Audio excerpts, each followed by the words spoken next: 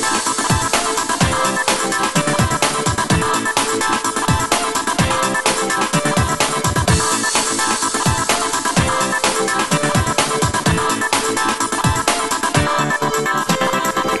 వీడియోలో మనం ఆంధ్రప్రదేశ్ మరియు తెలంగాణలలో జరుగుతున్న డిపార్ట్మెంటల్ టెస్ట్ అందులో ఈఓటి 141 పరీక్ష ప్రశ్నాపత్రం యొక్క తీరు, ఏ అంశం నుండి ఎన్ని ప్రశ్నలు ఎంత శాతం వస్తున్నాయి, సిలబస్ వంటి తదితర అంశాలను మనం పూర్తి స్థాయిలో విశ్లేషణ చేద్దాం.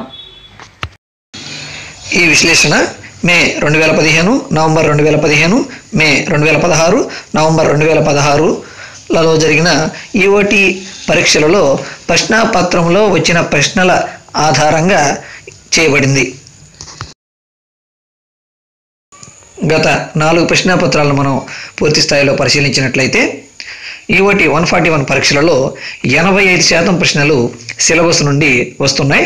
అలాగే 15% ప్రశ్నలు వర్తమాన అంశాల రూపంలో వస్తున్నాయి. అంటే ఇవి సిలబస్కు సంబంధం లేని ప్రశ్నలు.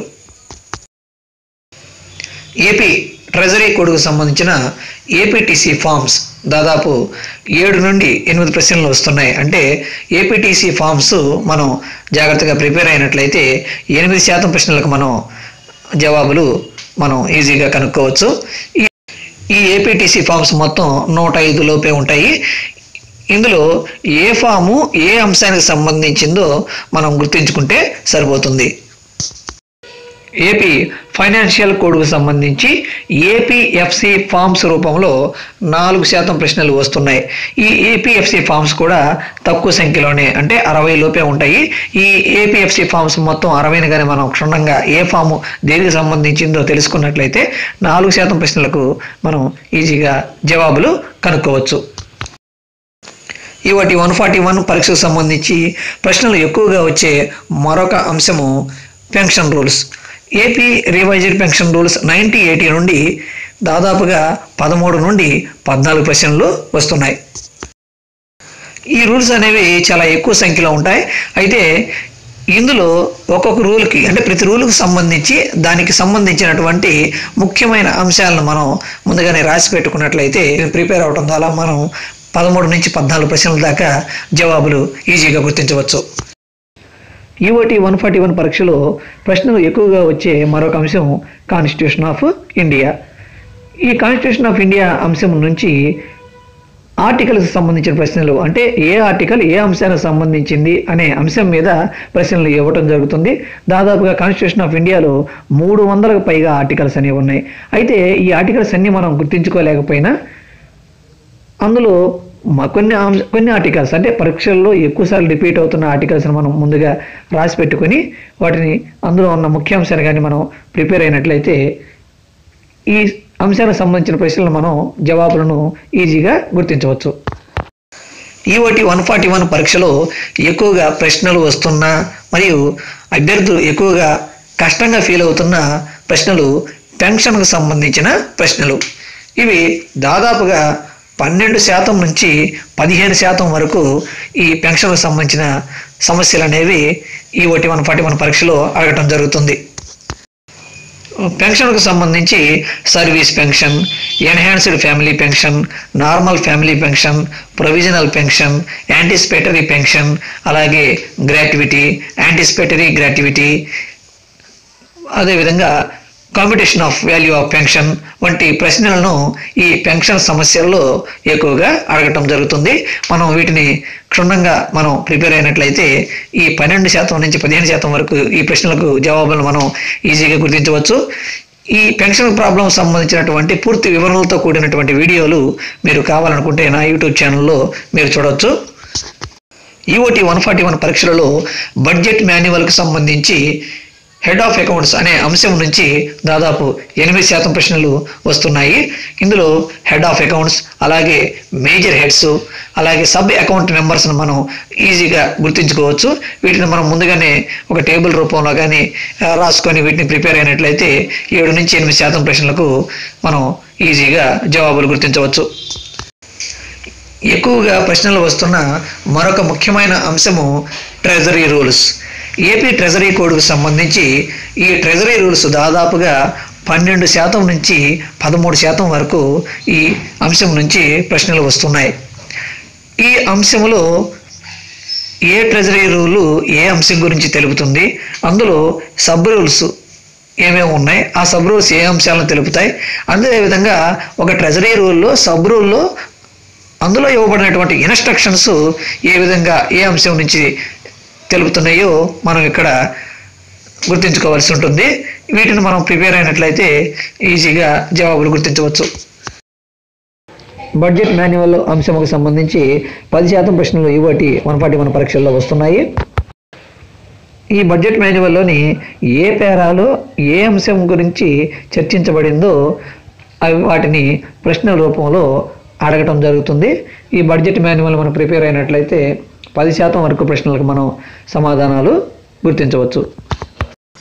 ఆంధ్రప్రదేశ్ ఫైనాన్షియల్ కోడ్ అనే అంశం నుండి ఆర్టికల్స్ రూపంలో దాదాపుగా 10% ప్రశ్నలు UAT 141 పరీక్షల్లో వస్తున్నాయి. ఈ ఆంధ్రప్రదేశ్ ఫైనాన్షియల్ కోడ్లో దాదాపు 300కు పైగా ఆర్టికల్స్ అనేవి ఉన్నాయి. అయితే ఈ మొత్తం ఆర్టికల్స్ని మనం టెక్స్ట్ బుక్లో కానీ లేదా సినాప్సిస్గా రాసుకొని ప్రిపేర్ అవ్వాలన్నా చాలా కష్టమే. అయితే ప్రతి ఆర్టికల్స్కు సంబంధించి ఆ ఆర్టికల్లో ఏ అంశం గురించి ప్రస్తావన ఉందో ఆ అంశాన్ని షార్ట్ ఫామ్లో మనం రాసుకొని ప్రిపేర్ అయితే సరిపోతుంది. అలాగే ఈ పరీక్షలో వచ్చే ప్రశ్నలు కూడా ఆర్టికల్స్ సంబంధించి ఎక్కువగా రిపీట్ అవుతున్నాయి. కాబట్టి మనం మోడల్ పేపర్కి సంబంధించి ఏ ఆర్టికల్స్ అయితే ఎక్కువ రిపీట్ అవుతున్నాయో వాటిని ఒకసారి మనం రాసి పెట్టుకుంటే వాటిని ఈజీగా ప్రిపేర్ అవ్వచ్చు. PF రూల్స్ అనేవి సిలబస్లో లేని అంశం అయినప్పటికీ ఈ PF రూల్స్ సంబంధించి దాదాపు 3% ప్రశ్నలు అనేవి వస్తున్నాయి. ఈ ప్రశ్నలను మనం ప్రీవియస్ పేపర్స్ ఒకసారి పరిశీలించినట్లయితే వీటి యొక్క స్థాయిని మనం అర్థం చేసుకుని ప్రిపేర్ అవ్వచ్చు. సిలబస్లో లేని అంశాలలో వస్తున్న మరొక అంశం కాంట్రిబ్యూటరీ పెన్షన్ సిస్టమ్. ఈ కాంట్రిబ్యూటరీ పెన్షన్ సిస్టమ్ సంబంధించి దాదాపు 3 నుండి 4% ప్రశ్నలు UAT 141 పరీక్షలలో వస్తున్నాయి. ఈ కాంట్రిబ్యూటరీ పెన్షన్ సిస్టమ్ నుండి వస్తున్న ప్రశ్నలను మనం గమనించినట్లయితే కాంట్రిబ్యూటరీ పెన్షన్ సిస్టంలో మనం వాడుతున్నటువంటి వివిధ రకాల ఫామ్స్, అలాగే దానికి సంబంధించినటువంటి వెబ్సైట్స్, అలాగే ఈ కాంట్రిబ్యూటరీ పెన్షన్ సిస్టంలో విత్డ్రావల్ ప్రాసెస్ సంబంధించినటువంటి పలు రకాల అంశాలు అనేవి ఈ అంశం నుండి ఎక్కువగా బిట్స్ వస్తున్నాయి. APGLI అంశానికి సంబంధించి కూడా 1 నుండి 2% ప్రశ్నలు వస్తున్నాయి. ఇవి ఎక్కువగా ఎటువంటి ప్రశ్నలు వస్తున్నాయంటే ఈ APGLIలో మనం ఎంతవరకు ఎన్హాన్స్మెంట్ చేసుకోవచ్చు, దీనికి సంబంధించిన జీవోలు, అందులో మనం వాడేటువంటి వివిధ రకాల ఫామ్స్, APGLIకి సంబంధించినటువంటి బాండ్ కానీ పాలసీ డీటెయిల్ కానీ యాన్యువల్ అకౌంట్షిప్స్ను మనం డౌన్లోడ్ చేసుకోవడానికి ఉపయోగించేటువంటి వెబ్సైట్ల పేర్లు ఈ అంశం నుండి ప్రశ్నల రూపంలో వస్తున్నాయి.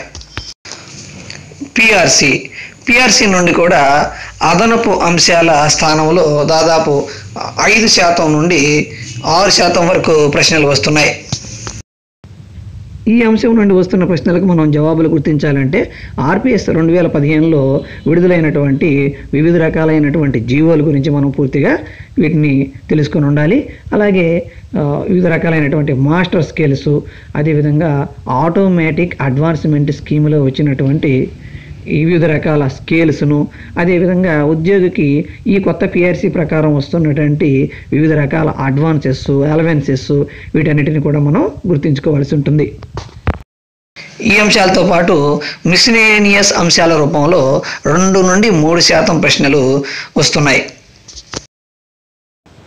100 మార్కులకు జరిగే UAT 141 పరీక్షల్లో మనం 40 మార్కులు తెచ్చుకుంటే UAT 141 పరీక్షను పాస్ అయినట్లే. మనం పాస్ అవ్వాలంటే ముఖ్యంగా APTC ఫామ్స్, APFC ఫామ్స్, అదేవిధంగా pension problems, pension rules, head of accounts, అదేవిధంగా ట్రెజరీ రూల్స్ని కానీ మనం క్షుణ్ణంగా ప్రిపేర్ అయినట్లయితే ఈజీగా పాస్ అవ్వచ్చు. ఇటువంటి మరిన్ని వీడియోలు మీరు చూడాలనుకుంటే నా యూట్యూబ్ ఛానల్కు సబ్స్క్రైబ్ చేసుకోండి. Don't forget to subscribe.